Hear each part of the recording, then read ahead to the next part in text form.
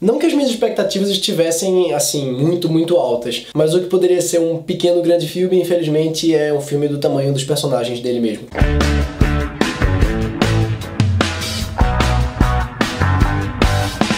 Pequena Grande Vida, ou simplesmente Downsizing, que é o título em inglês, é uma ficção científica com toques de comédia dramática que trata basicamente de um futuro não tão distante em que alguns cientistas descobrem um método de diminuir pessoas, encolher pessoas de 1,80 m para 12 centímetros. Esse método eles chamam de downsizing, ou encolhimento, e a função dele é basicamente o seguinte: o mundo está vivendo uma superpopulação, as pessoas estão consumindo demais os recursos do planeta, e você tendo 10, 12 centímetros de altura, isso obviamente vai diminuir e você não vai precisar consumir tantos recursos e seu dinheiro também vai valer muito mais. O que você tinha, sei lá, 100 mil na sua conta vai passar a valer 100 milhões, por exemplo. E aí, para guiar a gente nessa história, a gente tem o personagem principal, que é interpretado pelo Matt Damon, que é um cara que está vivendo algumas dificuldades financeiras com a esposa, que é interpretada pela Kristen Wiig, e daí eles vão se submeter a esse processo, e aí eu não vou contar mais nada. Pequena Grande Vida é dirigido pelo Alexander Payne, que é um diretor que eu gosto, mas eu não sou, digamos, o maior fã dele como algumas pessoas são.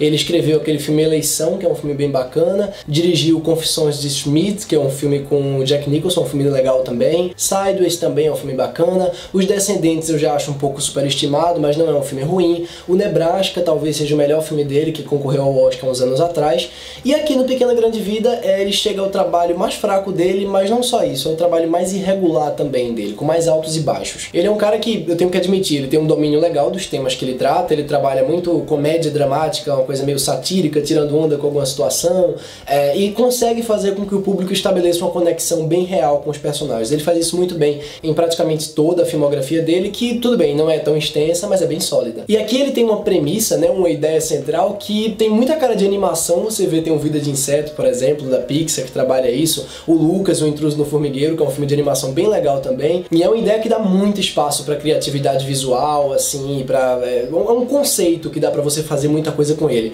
Aí eu tô falando pra caramba, muita gente deve estar pensando assim: vai, André, fala logo o que é que tu achou desse filme, gostou ou não gostou, de novo, aquela mesma história.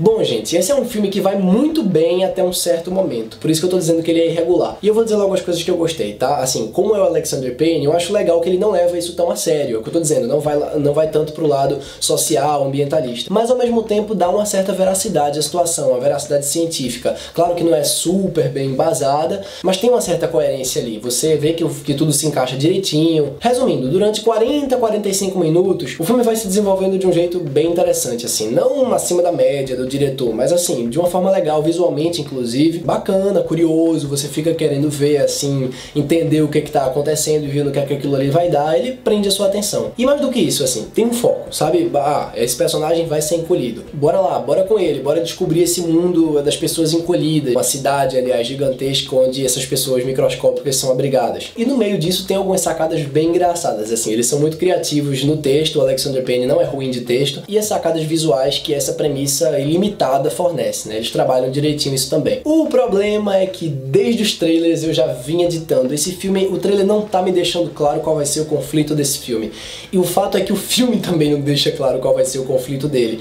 A partir da segunda metade, meio que acontece um problema, não vou dizer o que é, e daí o filme começa a ficar um pouco disperso. Você começa a dizer assim, tá, e agora? O que é que vai acontecer? Ele fica disperso, ele fica sem foco, ele demora muito em cenas que não era pra ele demorar, sabe? Ou seja, além de problema de roteiro, problema de edição, um problema muito grave de edição. As cenas tinham que ser mais objetivas, sabe? O público fica pensando até que o filme tá improvisando, essa é a impressão que dá a princípio. Depois o roteiro começa a levar você pra outra direção, pra uma direção mais social, ele vai ficando um pouco mais sério, assim, do ponto de vista temático, pelo menos. Em termos de ambientação, pode perceber como o filme não consegue se concentrar, você que já viu o filme, ele não consegue se concentrar num lugar só, não tem sequer uma sequência mais longa que se passe num cenário ou dando voltas num cenário, conhecendo o cenário, não. É tudo muito assim, de A a D, a J, a F, a Y, a G, a H, o filme simplesmente parece perdido. O que, por outro lado, manteve a minha curiosidade, eu não vou negar. E o elenco de apoio, pelo menos, estava razoavelmente investido, então eu estava prestando atenção neles, principalmente. O principal destaque, sem dúvida, fica para Hong Chau, que faz uma personagem bem caricata,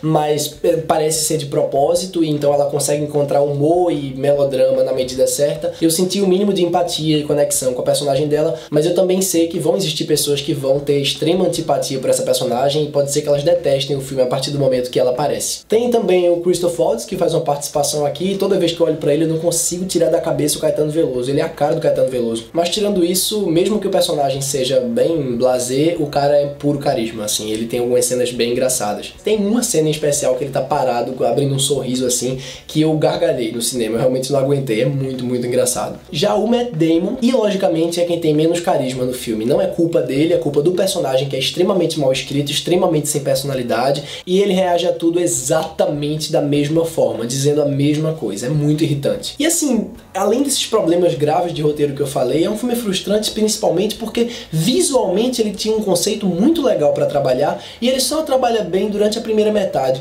O filme simplesmente não deixa que as ideias se traduzam visualmente na segunda metade, porque ela se passa integralmente nesse mundo miniaturizado. Então você não tem um referencial grande. A partir do momento que tudo é pequeno, tudo é normal. Então você meio que esquece que tá no mundo microscópico. E pra concluir, nos últimos 25 minutos o filme entra noutra vibe totalmente diferente, ele enfia um assunto ali no meio que parece ter sido super improvisado e de repente esquece dele, apelando pra convenções das mais óbvias e clichês possíveis. E quando você pensa que ainda tem alguma coisa a acontecer, alguma super revelação pra vir ou alguma outra ideia, o filme acaba. Que apesar disso consegue se salvar por conta da primeira metade, que tem conceitos bem interessantes, a ideia central é muito bacana, o elenco de apoio tá dedicado e ali aqui tem algumas sacadas bem engraçadas, bem interessantes. Por essas e outras, a minha nota para Pequena Grande Vida vai ser um 6.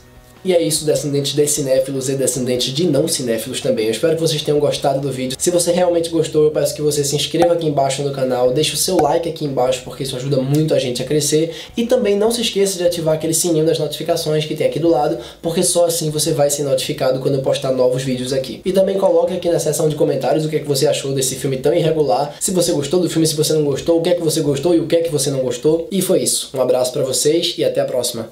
Tchau.